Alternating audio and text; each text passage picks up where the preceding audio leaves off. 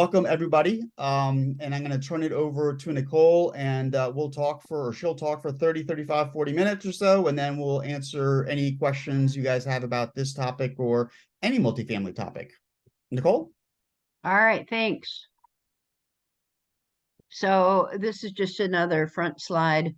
So today, what we're going to talk about is basically when to explore a deal further and when to walk away, as it's as important to walk away from things that are probably not going to work as it is to try and close deals.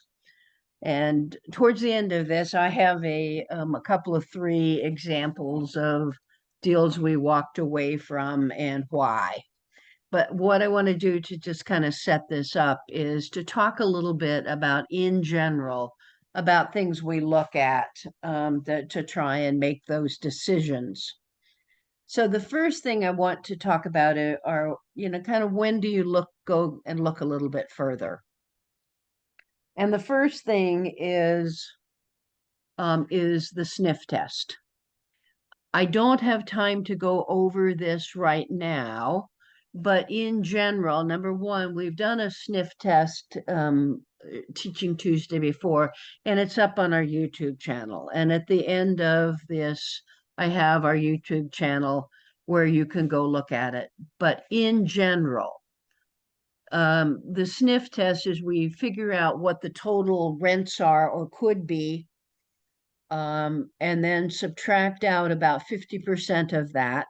And that's going to give you a rough approximation of what the net operating income should be.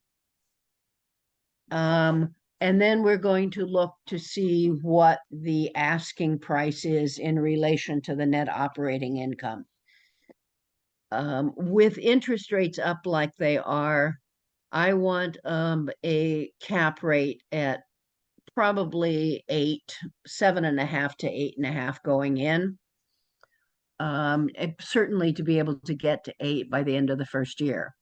So if the sniff test is built so that you can look at a whole lot of deals very quickly. Shouldn't take you more than 5 to 10 minutes to look, to get a first look at a property. And if the asking price is more than 20% off of what you think you can pay given the sniff test, you probably just need to walk away. If it's within those numbers or you see a lot of upside to it, then you explore it a little bit further. The second thing I really want to take a look at in any deal is what is the upside for the deal and what is it going to take to get to that upside. And when I say what is it going to take, I mean what kind of resources. How much work, how much time, how much money, how much is it going to take to get to that upside? The money part of how much will it take, I really need to get a fairly decent handle on what it's going to take, because most of the time I'm going to have to bring a good part of that money in with along with the down payment and the closing costs and things, so that I have money in the account to accomplish those things. And we've talked about that in the past too, that you don't have to do everything by bringing the money in. You can do some of it from cash flow in the outer years. But when we're starting, we really have to bring in money to get things underway. And if I have to bring too much money in, then that really negates my cash on cash return. So we've talked also in the past about the 2 things we're really looking at in deals to build our portfolio or to make us free of having to work anymore if we don't want to, is how much cash flow it makes. So how much does it put in our pocket so we can replace our income? And the second thing is the cash on cash return. So how hard is our money working for us? If I have to bring in too much money, it really decreases my cash on cash return, which is at this point in my career, that's what I really look at. I really want to be able to have a good cash on cash return, at least 10 to 12% return on my money. And I really would like to have a little bit more than that, given where interest rates are right now. But that's kind of tough to do with where people are still trying to sell their houses. So when I'm figuring out how much money I have to bring in, it's going to be the purchase price plus all of my acquisition costs, which include my closing costs and my cost for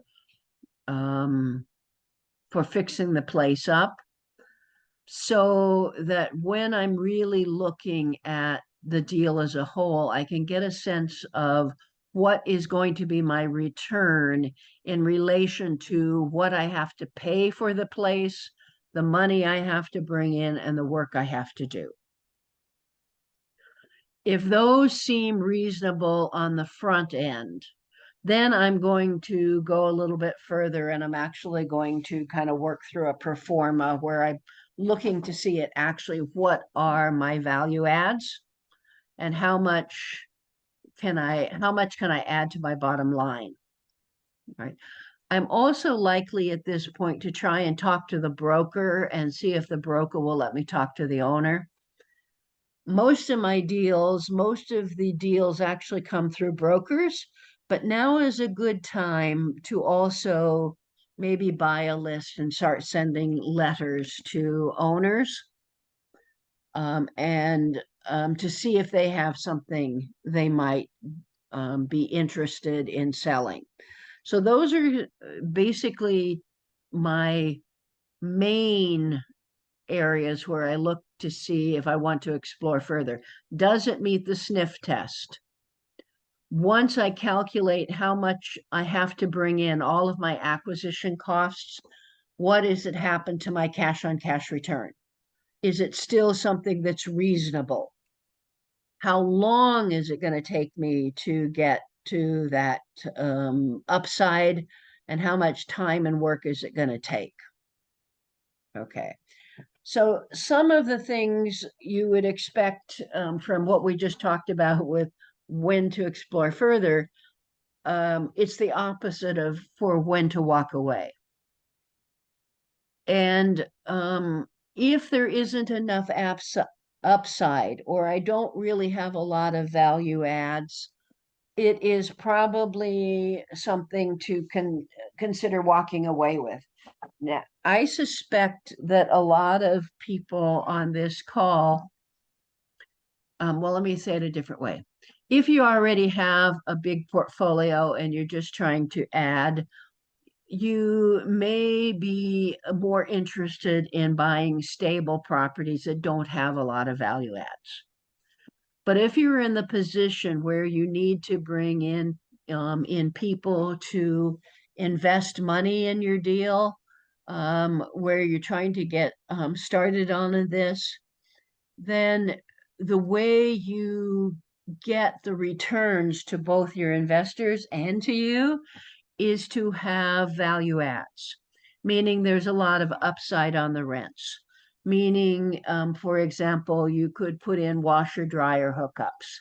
You can do some small upgrades to the units to get some increase in rents. You can bill back water. So those things that are going to be able to either increase your income or decrease your expenses. If you don't have enough of them, and you can't think of any, it's probably just, kind of don't go down that rabbit hole and walk away from the deal. If it is going to take too long to get to the upside, and that's because in commercial real estate, as we've talked before, they give you a 20 or 25-year amortization for a property, but it's going to balloon every 3 to 5 to 7 years, meaning you have to go all the way back through the underwriting process. With the prices as high as they are right now, those balloons for refinancing are shorter. And so if it's going to take you 5, 6, 7 years to get to that upside, but you have to refinance in 3 or 4, then you got a problem. And it's probably not something you can fix too easy. The next one is an absolute one for me that I'm going to walk away. If the market is not good, the population is decreasing, there are things going on in the market or in that location that are not good, I'm going to walk away from it. If you have crime in a neighborhood, I'm going to walk away. Now, you can turn around crime in a property, but you can't turn around crime in a neighborhood. I have a couple of friends who are pretty good at buying and managing in these neighborhoods. They know how to deal with it, and I'm not one of them. So I pretty much stay away from those war zone areas. If you have a seller who's just interested in getting the best price they can, isn't willing to talk, to motivate, isn't motivated, doesn't willing to work with you at all, those are very tough deals. If you have zoning issues, or there are things going on that is going to make this property difficult, then you kind of walk away. One of my properties that was down in Alabama was a couple of mobile home parks that were right on a kind of a main back road. And this back road was basically the road that was going into the back door of an army base down there, Fort Benning, Georgia. And they were going to widen the road. That was in the zoning. They were planning to widen the road, and part of the road they were going to, the place they were going to get property to widen the road was the front end of my mobile home park I was going to buy. So that kind of put a kibosh on that one. The last one is your buying criteria. Everybody should know what they want to buy, what your criteria is, and you just really shouldn't violate your buying criteria, for lack of a better term. People want a deal. A lot of people want a deal really badly, and they want the deal so much that they try and make it a deal. And the way they do that is that they go outside their buying criteria. That buying criteria is built to keep you safe. And so no matter how much we want a deal, if you have to try and make it a deal, try and find ways so that it makes a deal, it probably isn't a deal and you should just walk away. And so that's what that last one is. And that's really a pretty important thing, a lesson learned over the years from me. All right, so here's things that we talked about to pursue further. I'm not going to talk a lot about these because I think you see them, but a motivated seller, somebody who needs to sell, not just somebody who wants to sell because they found another property or they're trying to do something else, but they need to sell. A lot of times you can get creative and you can craft a deal with those people. You can figure out what to do so that you make it work for both of you. So one of the things, if I have a motivated seller and I can tell they're motivated, that may be a reason for me to see if I can make a deal out of something that it really isn't a good deal. If I can figure out how to craft something. Um, so um, when you can structure a deal to build an upside, that is before you start paying for everything. So if you can structure something so that you are coming in as a part owner of something, or um, you are getting the seller to do a couple things before you take it over. Those are things where you can build some upside into it just by how you structure the deal. Negotiating a repair credit. Most of the time, uh, that really doesn't fly. So what's a repair credit? If somebody has a property and the roofs need to be replaced right now, say example, and that is going to cost $100,000 to replace 8 roofs, say. All right. A repair credit is different than getting the seller to decrease the price by $100,000. That really isn't going to help you on your cash on cash return. But if you can negotiate where you keep the purchase price more or less where they want it, but you can get them to give you a repair credit back at closing. So basically, they're going to write you a check back for $100,000 to do those roofs. Now you don't have to bring that money in. You already have it. And if you think if I'm paying $100,000 more, but that $100,000 is amortized over 20, 25 years, then in a lot of ways, I am much better off having that repair credit, that money in my pocket.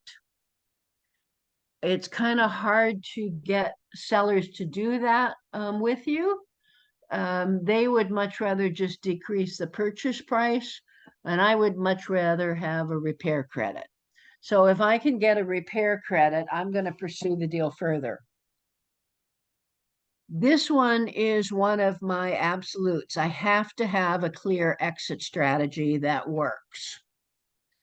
So right now, one of the real challenges I see with deals that kind of come across my desk is that they are buying them so that they work sort of, and you can see how you can make a little money, but the exits don't really work, particularly if you think that it may take a while for the interest rates to come down or other things, because you have to be able to either sell it and get enough money out of it that you're going to be able to pay your investors and get them a return, or you're going to refinance it so you can keep it.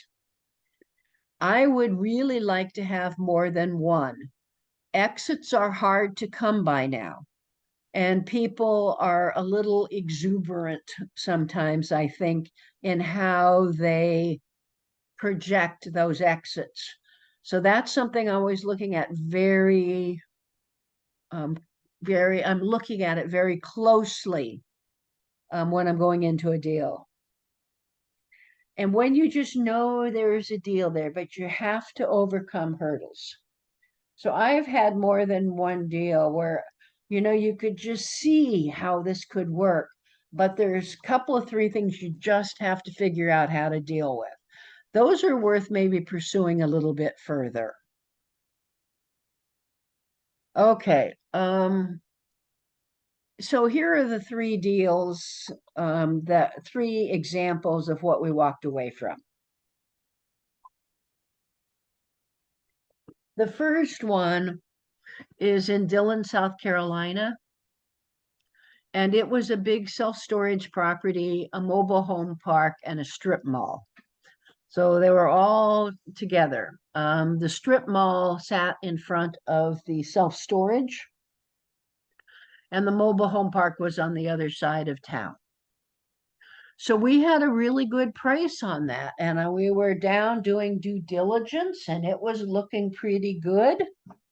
But our outside due diligence team, so when we go on, we kind of back up for a minute. When we go on site visits, we typically take 3 or 4 of us, and there's the people who look at the property itself and things right around it, and then there's the outside team that goes through the community, that goes to the police and the fire and the records department, etc., to see what excuse me, see what we can find there. And on this property, our outside team went to the tax records. Now, this mobile home park had probably 3/4 of the homes, the mobile homes that sat on this park, actually belonged to the park. So they weren't owned by the people living in, they were rentals. Well, it turns out the seller hadn't bothered to pay the tags on the mobile home. So like a car, you have to buy tags every couple of years to keep them active. Well, they hadn't kept up the tags on the mobile homes, and so they had been sold at a tax sale. So now all of these mobile homes that we thought we had were not anymore. So that put an end to that deal. The next one was in Phoenix City, Alabama, and that property was a couple of mobile home parks as well. And again, the outside team, when they were out looking, they went to it wasn't the tax office, I think it was a records office. And they found liens on these properties. And when we tried to figure out why, when they were looking at why, it turns out that there was a suit, and the attorneys had put liens on these properties to stop them from being sold. So when we looked into it further, there was no evidence that any of these homes had ever had preventive maintenance, or if they had, there was no record of it. So there was this elderly woman who had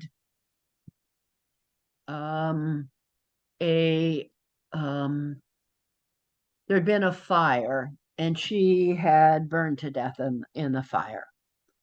And so when the fire marshal went in to look, what they found out was that it looked like there was one working electric outlet in the entire home. And this lady had put a lot of surge protectors and extension cords, etc., to run the house, and it caught fire, and she died. So the seller said, well, we can get that cleared. We can, get it cleared. And what we said, well, if you get it cleared, you call us back. And they never called us back. And the third property was in Bennettsville, South Carolina. And I'm going to let James tell this story real quick. So this is one of those properties, I think it was like 81 or 82 units, built and owned by the original builder. A wonderful deal. I mean, it looked fantastic. Buildings were in beautiful shape. Everything went through due diligence and was going very well. And while you're doing part of your due diligence, it doesn't just stop. You continue to do it. So what had happened was the main employer in this town was the hospital. And one of the upsides was that this smaller hospital was being bought out by a regional player, with the idea, we thought, that they would come in and expand the hospital, provide more jobs, bring in more revenue, everything you want to see in an expanding market. Well, while I was doing more due diligence, it turned out that I found out that the regional player that was buying the hospital was actually going to close the hospital down and take all the patients from there and move them over to another hospital. So that kind of put a little bit of a damper. All our clients were going to be leaving, kind of thing. So we ended up not buying that. The other side of that, though, and I'll let Nicole talk about this, is even if as you go through your multifamily career, any real estate career, any career in general, there's always an opportunity to do good, even if you end up not purchasing a property. Nicole, you want to talk about the taxes for this gentleman? Sure. So one of the reasons this gentleman was selling his properties was that the property taxes had gotten just way out of control, and they were really high. They were really, really high. And what had ended up happening was that the city kept raising property taxes like they do. The city made some assumptions, I think, on the rents kept going up, so the property's worth more, so they would raise the taxes. And this gentleman was elderly, and he had built these buildings, and he never really questioned the taxes, but now he couldn't pay them anymore. So one of the things you can do and should do is um, if the property taxes are so high, you should challenge the taxes. That's something that this gentleman didn't know how to do. So we told him how to go challenge the taxes, which he did, which dropped his taxes a lot. And I believe he didn't sell it, although this has been several years ago. So I don't know if he ended up selling it or not, but that felt good. If we couldn't buy it, at least we could help him keep the apartments because he wasn't really wanting to sell, truthfully. Okay, so my final takeaways on this. You need to have your investment criteria written down, and you don't deviate from your bottom line. That's sort of a recipe for disaster. Things you can't overcome. High crime in a neighborhood. A market that's losing people or moving in the wrong direction. If you don't have a reasonable exit and you can't get investors a reasonable return or can't get you a reasonable return, those are kind of my inviolate reasons for walking away from a deal. There are others, but those are really the main ones for me. So to kind of wrap this up, we have done a webinar that kind of talks a little bit more about what all we do and what's involved. And you can go watch that if you want. And if you are interested in this 4-day class that's coming up in the first quarter of 24, you'll find that if you watch that webinar to the end, you get about a 25% decrease in the cost of the online class and then the free face-to-face class. Our website is passivecashflowforlife.com. If you have questions, email us at support@passivecashflowforlife. And that's our YouTube channel there. All of the Teaching Tuesdays are up on that channel. This one should be up by the end of the week, Thursday or Friday. And we have a playlist of everything we have done. One of which is, like I referred to, was a sniff test in the past. So I think that's pretty much what I want to say. I'm going to let James kind of finish it and then we'll open it for questions here. It's always great. Awesome. It's funny because Nicole and I were talking about a deal just a couple of days ago, and there was a line item we couldn't figure out, or I couldn't figure out. It was $5,000 a year. And it just said like property expense or something really nebulous. I ended up talking to the person, and what that is it's $5,000 a year set aside to actually go and fight the tax man. Basically say, listen, you guys appraised us at this, and we're going to hire this company for $5,000, and they're going to go and kind of fight for the taxes for us. So it was interesting kind of how it all kind of came around. So in terms of what we do specifically, I did want to share with you, let's see if I can get in here. Let's see. Nicole, can you stop sharing real quick? Oh, sure. That might help, huh? Sorry. It's okay. Um, so let's just do it this way. All right. So if you can see my screen, so this is, let me get our pictures out of the way here. So this is basically the courses, right? Online. So it's Passive Cash Flow for Life. This is actually the student site, passivecashflowforlife.net. But you know, it goes pretty much from everything, right? From getting prepared to how to raise money to how to analyze, and specifically in terms of what we're talking about today, exits and when to walk away and stuff like that. Those are actually, you have basically 4 levels of analysis here that you can go through. And then this last part, analysis deals part 3, or analyzing deals part 3, talks more specifically about when to walk away. And then it also is followed up with this whole exit strategy here, which you can also kind of look at and decide whether it's a deal you want to walk away from or you want to pursue. And then first level review is kind of the sniff test that she was talking about. And then when you actually go inside, so this is what the inside of it actually looks like, right? You've got your tabs over here for all the different things. And then when you actually click on the course and stuff like that, every course, here's a description of it. And then every course has the videos. Some people are more auditory, so they learn via MP3s. The transcripts are there if you want to read them. And then each of the modules comes up with documents. So it's phenomenal. You know, all of Nicole's teachings are all in there. It's pretty amazing stuff.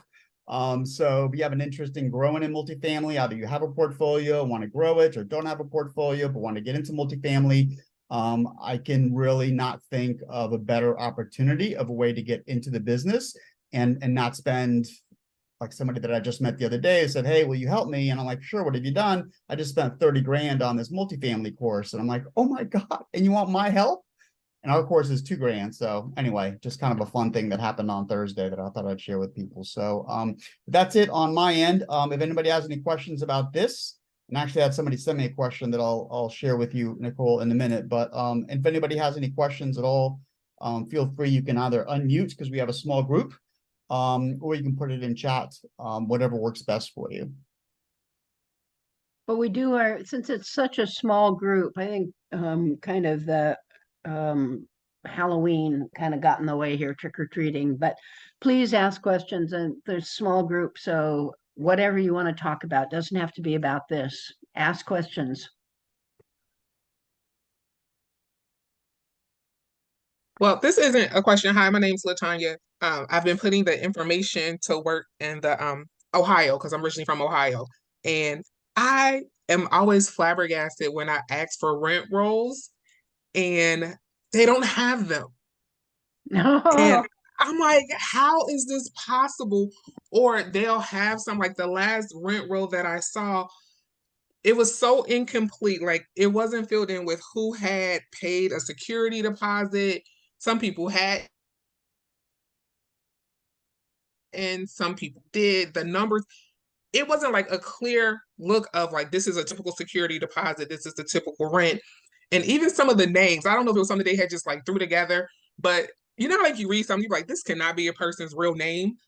They were set up that way. And I was asking the realtor, like, is this really typical where you get this kind of information and you know it's not right? And I feel like, because I've been looking for the past couple of months, not that it's a waste of time, but I am getting really good with walking in and walking back out. So that's just kind of where I am, because I'm like, I'm excited about, you know, using the information to get started and really developing, you know, the commercial real estate portfolio that I want. But even last Sunday, I went to see a mobile storage unit in Canton, Ohio. Looked great. But then the police came because a person who had a unit there set off, You're I wasn't breaking saying up. it was an You're explosive, but she set off a firecracker that sounded like a gunshot. Uh-oh, sorry about that. Can you hear me? Yes. now I can, yeah. Yes, but I went to see a storage unit in Canton, Ohio, and it looked great. They had plenty of security. Like I just wanted to see what it looked like, how it was kept, and they had plenty of cameras and security around it. But one of the people who had a storage unit there had set off an explosive that sounded like a firecracker. It sounded like a gunshot, but she said it was some kind of firework. But the police came. So I got a chance to talk to the police who were very nice. And they did say, it was a good storage facility and area. But the only difficulty that they have is when something happens, the owners don't call them back. And so my question was like, well, how often did you get sent over here? So that was just kind of a little bit alarming to me. But he did share it wasn't too often. It's just kind of like when people having domestic disputes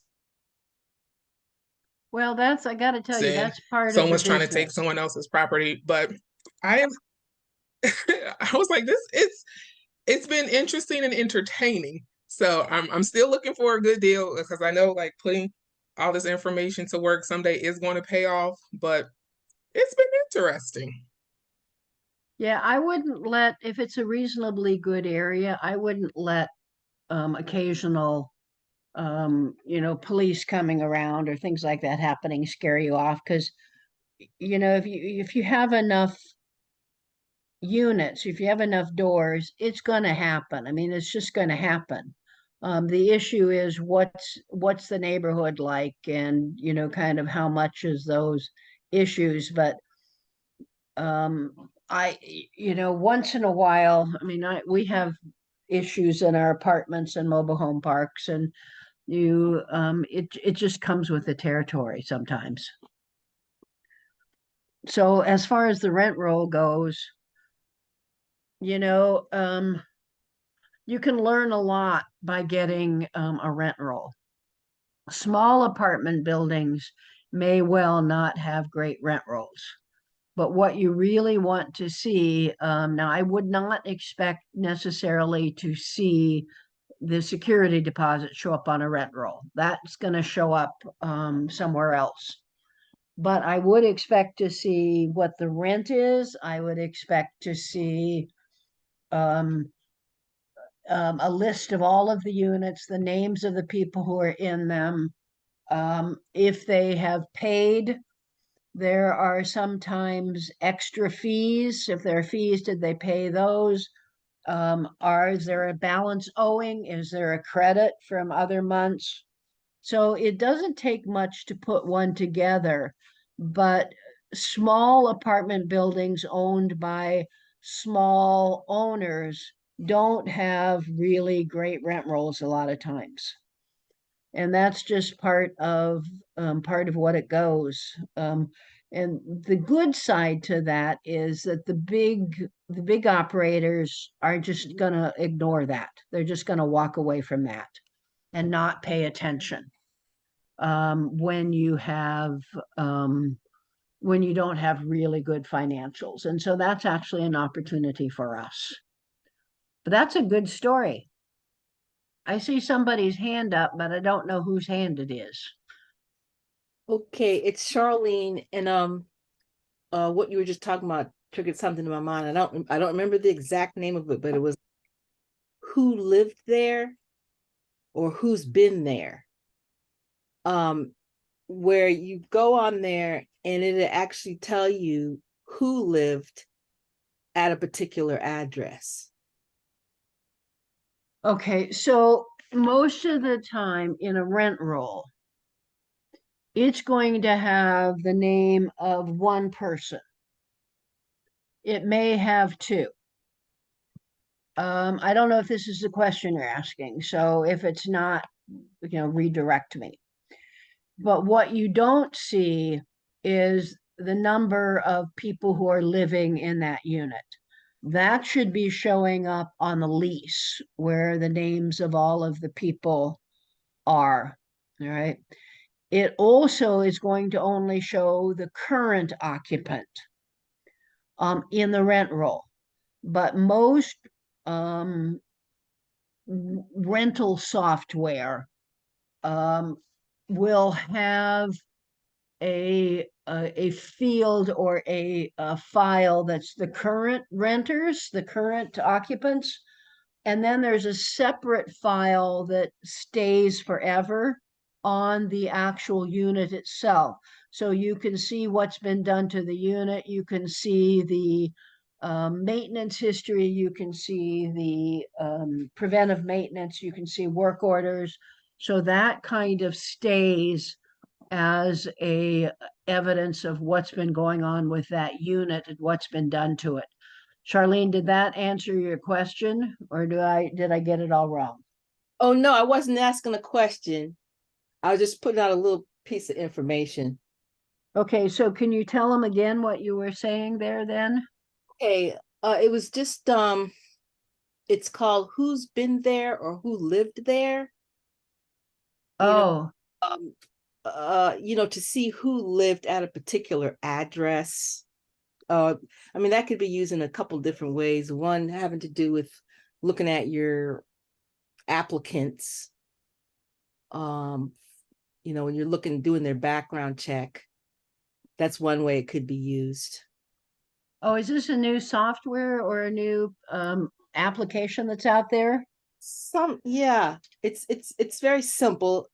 As a matter of fact, it might be tied in with the county or the city, but I just happened to see it and look, Ah, and it was accurate.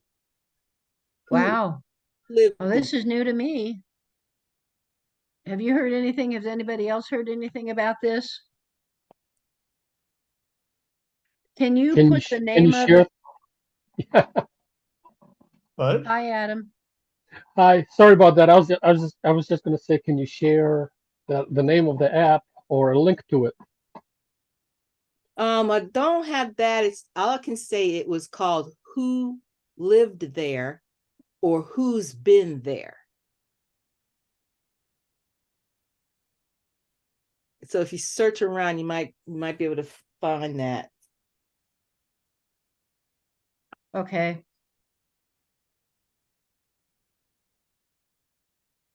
Yeah, that was new to me. Other, yeah, I just did a quick Google search and there's a couple different options you can go to. I think one's called spokio.com and a couple of other places that might have that information. Yes. what was it? Did you say Podio? Spokio, Scopio. SPOKEO.com. And actually somebody had sent me a question when you were talking about um bringing in money to reposition the property.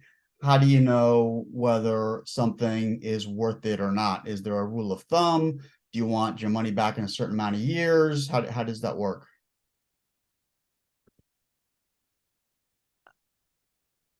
Either.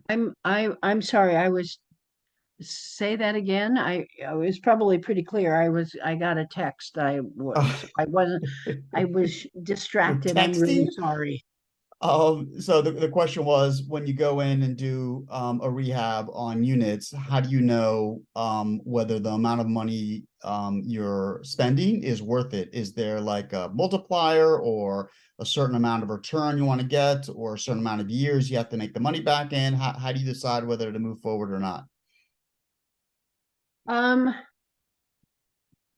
Part of it is I'm not generally going to look at it on a unit by unit basis. I'm going to look to see if I'm having, let's say I'm going to do a lighting package and new bathroom fixtures, and I'm going to replace carpet with laminate of some sort, right? So it's going to be a couple $1,000s per unit. And I am going to be able to raise rents $50 a month because of that. So if I have raising rents $50 a month, that's $600 a year. And so to my bottom line for one apartment, it's about $300. And so if I'm just using, $2,000 to 300, it's about a 15% return on the, and it's going to be more than that on the value. So if I had, let's say that was, for ease of math, 100 units, right?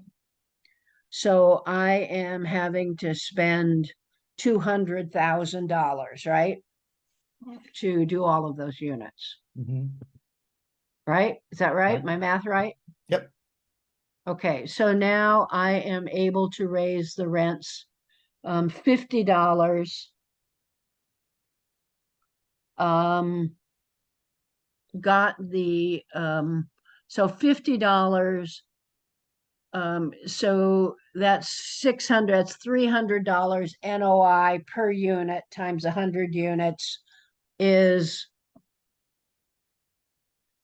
what? Help me with the math. Tell me the numbers again. 3. So you're adding $300 to Per your unit. NOI per unit. So 300 times 100, 30,000. 30,000. Okay, so 30,000, take 30,000. Is that right? 300, yeah, 30,000 and divide it by 0.08. So at an ACAP, it's increased the value of your building by $375,000. Okay. So I'm spending 200,000 and I'm increasing the value of my property by not quite double, right? Yeah. So that's a pretty good return on the money. It depends on how long it's going to take me to get there, but that's generally what I do, That's is great. to figure out, kind of what's it going to end up to my bottom line and what's it going to end up doing to the value of the property. And then how long is it going to take me to get there? Is that clear with everybody? All right. Makes a lot Yeah, of can sense I to me. Yeah. yeah, can I add to that? Thank you. And it's only as good as are you planning to pull that money these days? Are you planning to pull that money out, right? So yeah, yes, it'll increase your value, but what are you gonna do with the equity? I'm probably going to sit on the equity. But so unless I'm thinking of selling it, but I am increasing, so to my value, I've increased it by that much. To my income, to my NOI, I have increased my NOI by $30,000 a year, right? Yes. Right? And I've spent 200,000. So if I take 30,000 and divide it by 200,000, I think I end up with 15%. Is that right? Yes. And so I've actually increased my my cash flow The cash on by cash. Mhm. I've increased my cash on cash return, but I've also increased my cash flow, and I'm going to get my money back in what, 7.5 years, something like that. So to me, it's a pretty good investment. Okay. How would you have evaluated that? No, I love it. I would.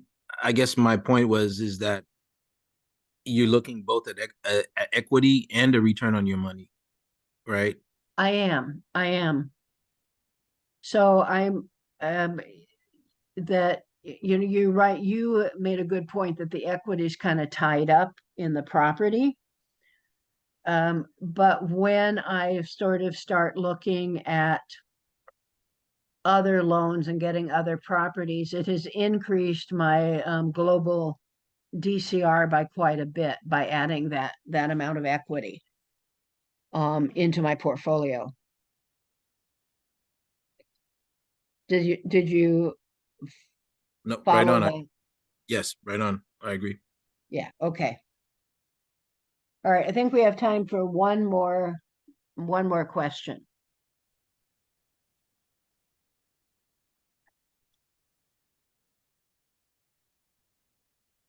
Anybody?